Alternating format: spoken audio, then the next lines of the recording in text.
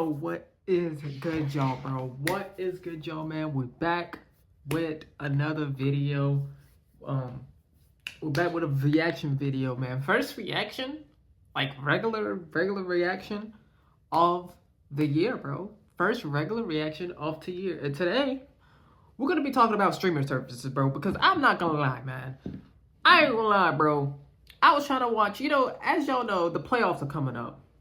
And typically what the NFL does is that towards the end of the year, the last 2 weeks of the season, no, the last 3 weeks of the season, they'll give you Saturday games. They'll give you Saturday, Sunday, and Monday games, right? But if you go on Saturday, you can have Paramount Plus, Peacock. You can have Paramount Plus. You can have Peacock. You can have all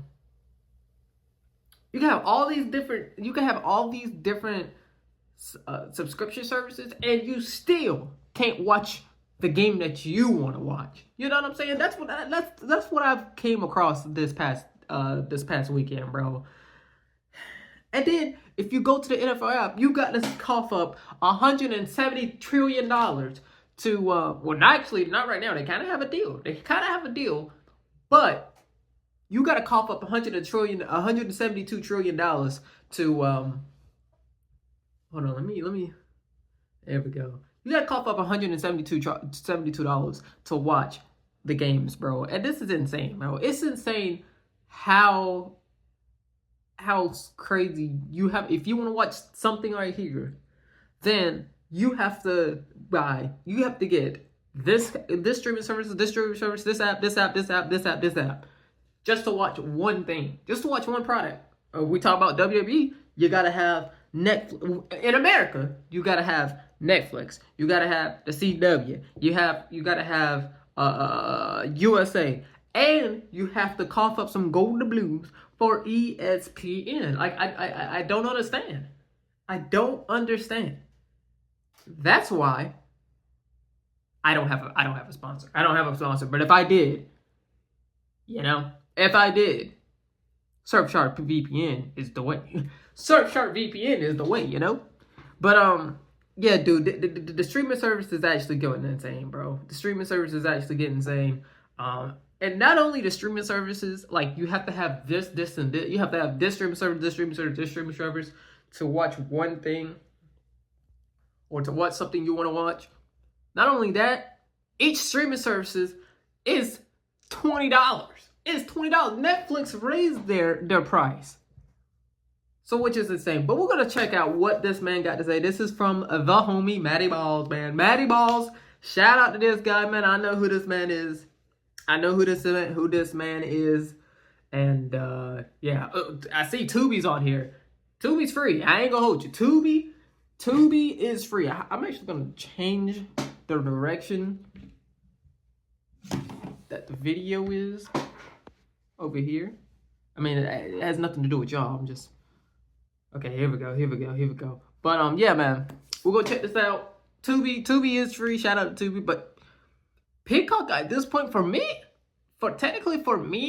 Peacock is useless now since I use a certain device, a certain VPN device to watch WWE on Netflix. Everything on Netflix. So I advise y'all to check out a VPN, bro. I advise y'all to check out a VPN. Again, this is not a sponsorship. It's not a sponsorship, but hey, if y'all do want a sponsor, hey, I'm all ears. Oh, also, it's blocked out on the screen. Prime Video. You also have to have Prime Video for Thursday Night Football. Like, you know what I'm saying, bro? This is insane. Let's get right to this video, man. We are already 4 minutes in, and I have not even clicked the video. Before we start, make sure you like, comment, subscribe, and turn on the bell notifications, and comment down below what I should react to or what should I talk about in my next video. Let's see what Matty Balls got to say. Are y'all ready? Because I'm ready. Streaming services and the subscription model that accompanies them have quietly been taking over our lives. From the music we listen to the TV we watch, to the games we play, and even to the cars we drive. I don't think I need to go into detail for you guys to think about how all of these little subscription fees we are paying for this, that, and the third is slowly adding up over time to a number that isn't so small. I think we can all agree that both streaming services and subscription services have gotten a little bit out of hand, but this is a new problem. Especially before the digital age, this wasn't really an issue. When you bought something, you owned it. You weren't renting everything out to the point where if you missed a payment 1 month, it no longer belonged to you. So Hey man, what y'all know about the Redbox? For those who know, for those who are young enough, what y'all know about the Redbox, bro? Yo, at the Redbox, you could have got movies that literally just came out in theaters. You could have got shows. I think you could have got games. Bro, one time when I was a wee little jit, I played a video game. I played video games on the Redbox, bro. I played the WWE game on Redbox to test it out before I bought the game. Come on, how did bro. we get here? To the point where a lot of what we consume, especially entertainment, we don't actually own. How did streaming services become so dominant? And how did we let the subscription model become the primary payment model for many things? Well, first, I think it's a little important to understand a lot of the problems that come with streaming services. There's probably no area where streaming has become more dominant than in music. It's estimated that 289 million Americans use music streaming services, or about 85% of the US population. And of course, among younger Americans, the numbers are much higher. In a lot of ways, I think this has been a good thing. Music is more accessible now than ever before, and you have every single song pretty much ever made at your fingertips, wherever you go. Oh my gosh, look at this video on Bigo Live! Yeah, but I've already seen this. Watch it again. Yo, stupid AI, bro. Even then, you still have to pay a subscription service. You still have to pay a subscription service that's upcharging, like Apple Music. That's why I don't have Apple Music yet. I don't care what y'all say, but I don't care how much y'all glaze Spotify, but Apple Music is 40 times better than Spotify, bro. I actually would rather pay for Apple Music than pay for Spotify Premium. I'm not gonna lie. I'm not gonna hold you, man. I would definitely rather pay for Apple Music than Spotify Premium. Laugh louder. And for the most part, it's free. If you don't want ads though, it'll only be about $10 a month. If you compare that to like the 60s where a single record costs about $3, a record player might be like $45 and speakers would be around $50, it's a pretty big difference. And it may sound affordable, but adjusted for inflation, a single album whose songs you weren't even guaranteed to enjoy, every single one, would cost about $35. And the equipment needed to enjoy it would be much more. So yeah, it's definitely cheaper to pay $10 a month than it is to buy a $35 record for every album you like. As a result, the average American today spends more than 20 hours a week listening to music, which is more than ever before. In the 60s, by contrast, the average American bought fewer than 2 new records a year. So the positives of music being affordable and accessible are very clear, but there are a lot of people who think it's also gone a bit too far. It may be easier than ever before to listen to music, but in some ways it's also becoming harder to make a living from it. Music streaming services are so cheap because the payouts to artists are so small. Once the music labels have their cut taken out, Spotify, for example, only pays artists around 1/10 of a cent per stream. With physical record sales, however, on a major label, the artist will often make as much as 30% of the sale. So if I were to buy a copy of Clips's recent album Let God Sort 'Em Out on vinyl for $25, the band would probably make about $7. For them to make that same amount of money on streaming, or Spotify in particular, I would have to listen to their song about 7,000 times, or the equivalent of listening to their songs 24/7 for about 2 weeks. Of course, I don't have access to the recording contract. See, that's what I mean by and that's a whole different subject that we already talked about on this channel about music, bro. Music, dude. If y'all want to do music, go right ahead, bro. Go right ahead, but I just don't recommend doing music because nowadays it's literally not worth it, bro. It's not worth it.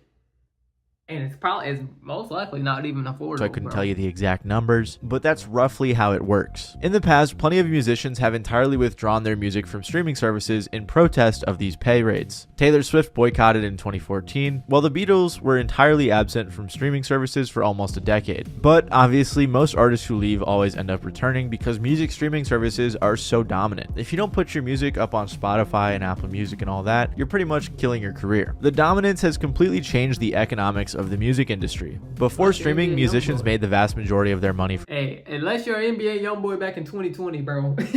This man was strictly only getting his streams off of off of YouTube. Record sales. That meant musicians like the Beatles could go without touring for years at a time solely to focus on making their music. It also meant if you had a few classic albums or songs that people were always going to be listening to, you were pretty much set for life. But nowadays, that's not quite the case. Most artists nowadays are making the majority of their money from tours, which is one of the main reasons concert tickets seem to be so expensive these days. Artists are also increasingly relying on merchandise, advertising, and other ways of cashing in on their fame, which is probably why it feels like every single musician is trying to sell you something. From regular things like clothing and merch to weird stuff like Rick Ross branded ceramic car spray, or in Drake's case, extremely sketchy gambling websites. But the streaming industry hasn't only hurt artists' pockets. Many people believe that it's actually hurt the quality of the music as well. You've probably noticed that since like the mid 2010s, the music topping the charts has been a little bit more boring. Imagine Dragons, Maroon 5, Ed Sheeran. Commercially, these artists were equivalent of the Beatles. And hey, I strictly listen to music that dropped in 2010s. I strictly listen to music to dropped in 2010s, and I believe this video is up, and so I think we did talk about it, but I'm pretty sure this video, my video about music, is still up. But like I said in that video, if I didn't upload it, like I said in that video, bro, it's just people enjoyed making music to just make music. It wasn't just for a living. It was to have fun and make music. So people was making upbeat, kind-hearted type of music, bro. Literally, I've been listening to music from the years of 2015, 2015, sometimes 2014, from 2014 to 15 to 2018, bro. Because people just literally enjoyed making music, bro.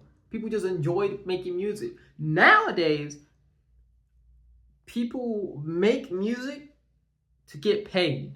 They make music to throw up on TikTok. So they're not gonna make it good. They're only gonna make it good enough for people to make a 2-second dance or a 2-minute skit on when it comes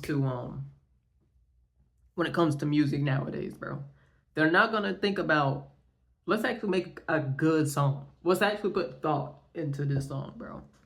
Unlike what people did back in the day, people just made music because they enjoyed the music and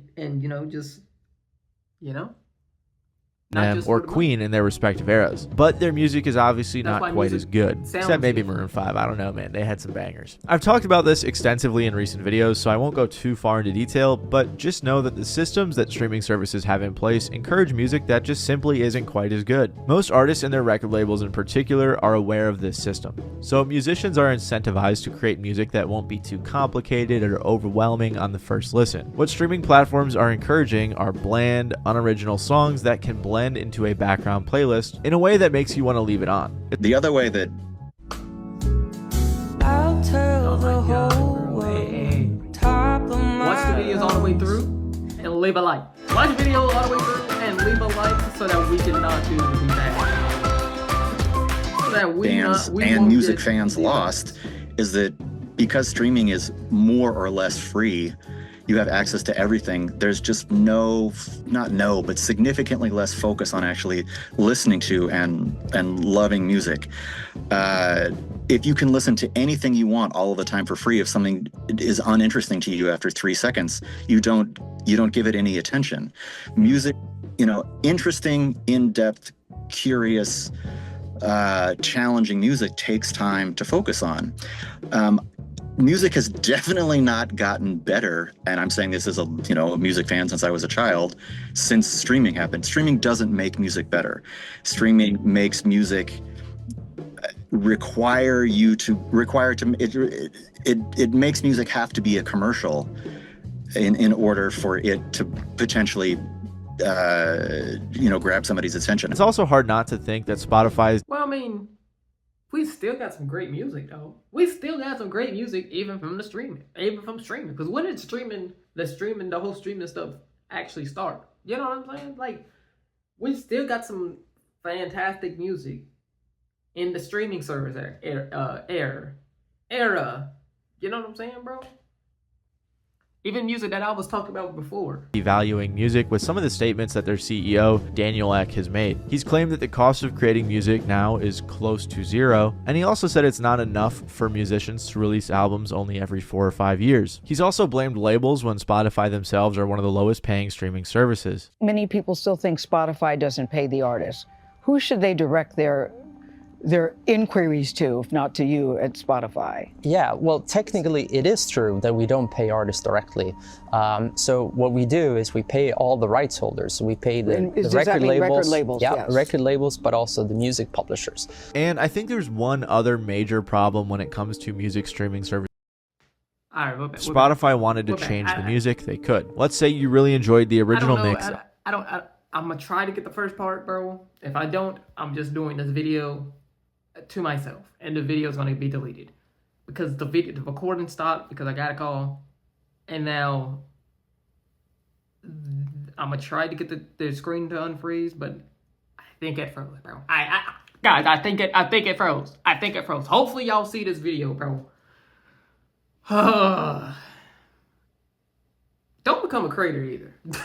Don't become a rapper, or don't become an artist. Don't become a creator either, bro, because some things make you want to just tweak out, bro. Sometimes this whole thing just make you want to tweak out, bro. I'm not gonna lie to you, bro, because when stuff like that happens, I put my phone on do not disturb. So why is my phone going off and stopping the recording? There was no message, there was no call that went down the screen. You know why? Because it's on do not disturb. So why is it still turned off the video? Whatever, bro. And now the cat is oh.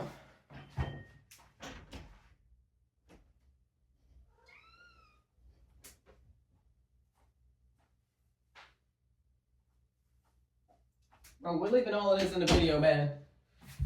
We're leaving all of this in the video. Of the Life of Pablo by Kanye. Well, that's unfortunate because it's no longer available on a single streaming platform. Even worse, in my opinion, Spotify or other services could just remove the music if they don't want it on there. For example, in 2017, Spotify removed all of XXXTentacion's music from their playlist and recommendation features because it supposedly violated their guidelines on hateful content. It was only after Kendrick Lamar threatened to remove his entire catalog that this policy was abandoned. Although even then, other controversial artists like Tay-K, for example, remained in the same situation. And I'm sure there's more examples of Spotify just straight up taking music off of the platform. But I think the most egregious example I can think of is their release of the car thing. If you bought the $90 Spotify car thing, you would get a small... Oh my god, now we gotta... Yo, this video is a disaster, bro. The 2026 is not going good. The professor spoke too fast. I couldn't understand. No problem. Let's clear up your confusion. Touchscreen tablet designed to be plugged into your car's dashboard, allowing you to control Spotify and play music in your car. Which, of course, if you didn't have one of those built-in things on your car, I don't know, I have an old car, but if you didn't have that built in, this would be very helpful. The car thing, though, was a huge flop, losing the company $31 million.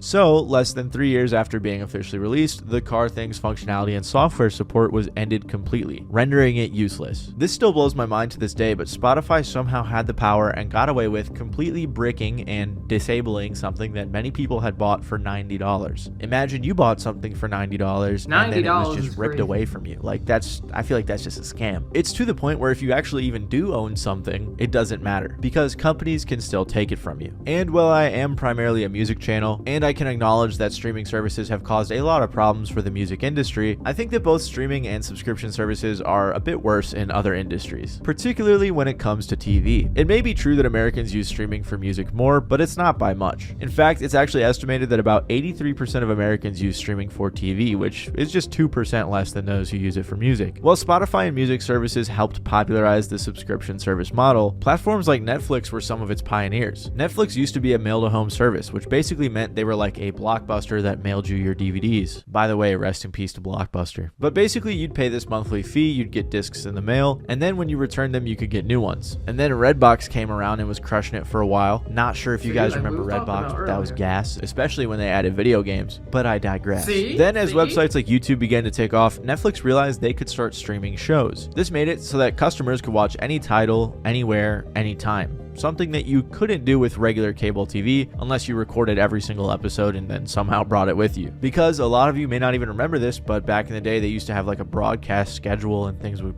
air live. I mean, it still does, but no one really watches cable anymore. But even then, a lot of streaming services offer these pricey bundles to watch sports live. Regardless, Netflix was so much better and convenient that it quickly began to dominate the entertainment industry. Back then, Netflix had a lot of great shows you could watch without too much competition. But now, since there are so many streaming services in the TV industry, they are buying the rights to different shows, movies, and franchises. So if you like a variety of shows and movies, there's a good chance you will need to have subscriptions to a variety of services, which is honestly at the point where you're going to end up paying having to watch this thing on 12 different streaming services. That's what I was talking about earlier. More than you would have for cable. You got Netflix, Hulu, Paramount, Disney Plus, Max, Crunchyroll. There are so many streaming services that are each slowly siphoning your money. I'm sure all of us have had some sort of experience where a new show comes out, you're excited to watch it, you Google where to watch it, and it's on this brand new streaming service you've never heard of, or it's on the one that you don't have, which is extremely frustrating. Apart from this making things expensive, it also gets rid of the security of ownership. If I bought Netflix a few years ago to watch The Office, that sucks because now it's on a different service. Even worse than that, if there's a show or movie you like... guys, bro. I'm sorry. The first reaction of the year, this video has been a disaster, bro. I'm paying attention, but like there's 72 things going on all at one time, bro. Hey, 2026, I'm being transparent with y'all, bro. There's 22 things going on at the same time, and I'm trying to react to this video and make it entertaining for y'all, bro. And it seems like the video is talking to you. What is the streaming?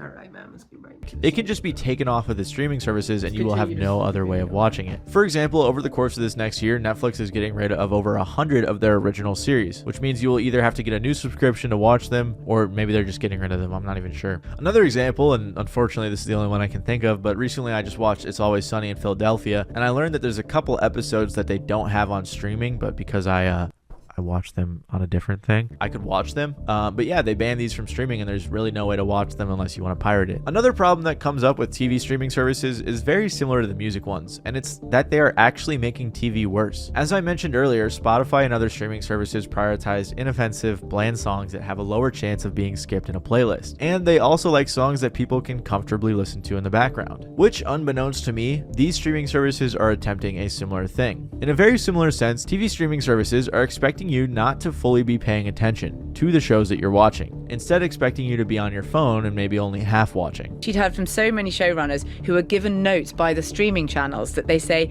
this isn't second screen enough. The viewer is expected to be on their phone, kind of half doing something else while your crime drama or whatever is playing. And you just can't make it as complicated as you have because they're not going to understand it, because they're only going to be half concentrating on your show. This is funny to me because it's a pet peeve of mine when I'm watching a show with someone and they're on their phone, because like, I don't know, I'm just so locked in on it. But I guess a lot of people do this. And this may explain why a lot of shows, especially shows that might be Netflix originals or shows produced by the streaming provider, might be a bit lackluster. They're also stretching out the releases of shows so that your subscription has to renew rather than posting it all at once like they may have before. And probably the worst offense that these streaming services have. I am very picky when it comes to subscriptions, and I like to think I keep up with them pretty well. But once I downloaded Rocket Money, they let me know is raise the prices a bunch. After COVID, a lot more people were home and watching TV, so not only did the streaming services crack down on password sharing, but they also realized they could raise prices and there wasn't much people could do about it. Disney Plus was launched at $6.99 per month with no ads, and now its ad-free version is $18.99. Hulu launched at $8 a month with ad-free for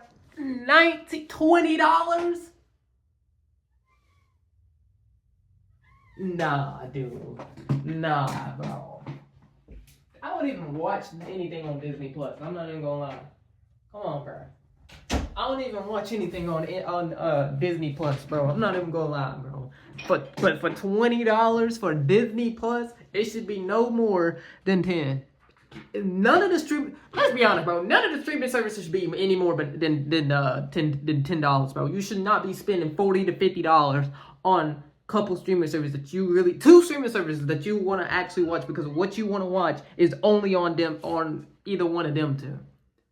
That's insane, bro. They're literally legalized robbery, man. And now its new tier with ads is $11.99. Not to mention their super expensive live TV tier. Netflix launched at $7.99, and now its most premium option is $24.49 a month. Apple TV launched at only $4.99 a month, which is surprising, and now it is $12.99. And most of the other services follow a similar trend. I don't think I need to go into much detail about this. I'm sure most of you are familiar, or at least somewhat aware of how frustrating. Got the original Apple TV, or another. I actually got the original price of Apple TV. Just saying, bro. What is he do? What is she do? These services can be. And believe it or not, it's not just music and TV where streaming and subscription services are making our lives more difficult. Now, streaming is one thing, but this model of digital products switching to subscription services has gotten kind of bad, to put it simply. On average, Americans are spending $273 a month on subscription services. Of course, a large chunk of those costs are coming from TV and music streaming services, but there are many other areas of our lives that the digital subscription service model is creeping in. Subscription services have actually been around for a long time. You actually used to be able to sort of subscribe to the milkman and he'd drop off milk at your house, and once you stopped paying him, he would just take you off his route. But when it comes to the rise of subscription services and digital products, this is a lot newer. Companies like Netflix and Spotify were instrumental in influencing this new wave of digital products that require subscriptions, and now it's beginning to reach far beyond just TV and music. One of the few things I remember from college is a term called forced scarcity. Artificial scarcity essentially describes situations where the producers or owners of a good restrict its availability to others beyond what is strictly necessary. And a perfect example of this is Adobe software. As a YouTuber, I regularly use software from Adobe such as Premiere Pro to edit videos or Photoshop for thumbnails. And back in the day, you could have bought both of these programs for around $500 total. I didn't have money like that back then, unfortunately. So nowadays, to access Adobe software, you can no longer buy it outright. Even though it's totally possible for you to keep the software once you buy it, Adobe decided to switch to a subscription service that cost me about $50 a month to own their programs. After just 10 months... No, that should... To edit a video, bro, it should not cost you no $50, bro. That's why I use CapCut for free. I mean, I don't even really be editing the video, editing any of my videos, as y'all just seen. I could have just simply just edited all of that out. But guess what? You watched all of it. And please watch all of it, all the way through. But yeah, man. I don't really edit videos that much. I think the last video I edited was the last video last year. It was grading every WWE superstar. I think that was the last video I edited. But I don't really like editing that much, bro. It makes me tweak out, bro. When I was editing them WWE videos, them reactions, bro. The live reaction videos, bro. I wanted to chuck myself out the window, bro. Because it just takes too... It's not really that hard, I would say, but it takes so much time. And when you're trying to do something and it won't let you do it, but you know it will let you do it, it's just acting stupid. That's when you start to want to, bro, that's when you want to start tweaking out, bro. Because it's like, dude, you do it every single time I try to. So why are you not doing it this time? And then let you click the wrong button and the whole thing is just deleted. You gotta restart, bro. I'm not gonna lie. I don't really restart a lot of things. Bro. Sometimes with a video, bro, especially a reaction video. Now I do this because of authenticity. However you say this stupid word. To keep that, bro. To keep my reactions real, sometimes I only redo a video once. Or I only do a video once. I don't redo videos because then I'm gonna, one, not enjoy it as much, and two, I'm not going to I'm not gonna be interested. I'm not gonna be interested because I'm not gonna have the energy to fake a reaction, bro. I don't have the energy for that, bro. At this price, I will have effectively bought the programs outright, but I can't, so instead I've been paying $50 a month for years, which over the lifespan of my channel would be like $3,000. Adobe in particular is actually so slimy and greedy that they got sued by the FTC, but that's a whole nother story. Subscriptions are getting so crazy to the point where you gotta pay $100 a month to get autopilot in a Tesla, an option they have available if you don't want to buy it outright. And a lot of these subscription services make it very difficult to cancel, to the point where the FTC proposed a rule revision called Click to Cancel, with the whole goal being to make it easier to cancel subscription services. The lobbyists for these companies said that this rule would cost businesses $2.7 billion, which is crazy to think about the fact that they basically admitted to making $2.7 billion off of people who aren't able to cancel their subscriptions but likely aren't using them. And it makes sense. When I tried to cancel one Adobe subscription, I found out that they signed me up for an annual plan billed monthly, so they charged me for like $300 for the rest of the year. And in a rare moment, I was so upset that I called and got it refunded, and I think they refunded it because the FTC thing was going on. Regardless though, it's very ridiculous. I've actually had a similar concern with Xbox Game Pass as well. As consoles are releasing without disc drives and video games are going fully digital, it almost feels like gaming could be moving in a similar direction as streaming services. The Xbox Game Pass is another subscription service with different tiers ranging from $10 to $30 a month. It's a similar situation where if you game a lot, sure, it makes sense to get it, especially if you're playing a wide variety of games, but for most people it'll probably just end up costing them more. This is the story of how I learned my best friend had been lying to me for years. So backstory, I've always worked the whole time I've known her, and she has never had a job before, okay? Yet she could always pay for things like dinner and makeup. Turns out, long run than if they just bought the games outright. Now, I don't think this is a big problem now, and I'm sure gamers won't ever let it get as bad as TV streaming services, but just imagine a world where Nintendo, PlayStation, Steam, and Xbox all started buying up exclusive titles and putting them on their own passes. With no disc drives and no options to buy games outright, this could very well be the direction in which games go. I don't know if that's possible, but I mean, that could be a thing. I don't know. It's always worried me. But these are just a few random areas I can see these streaming. I will say though, Spider-Man is a PlayStation exclusive.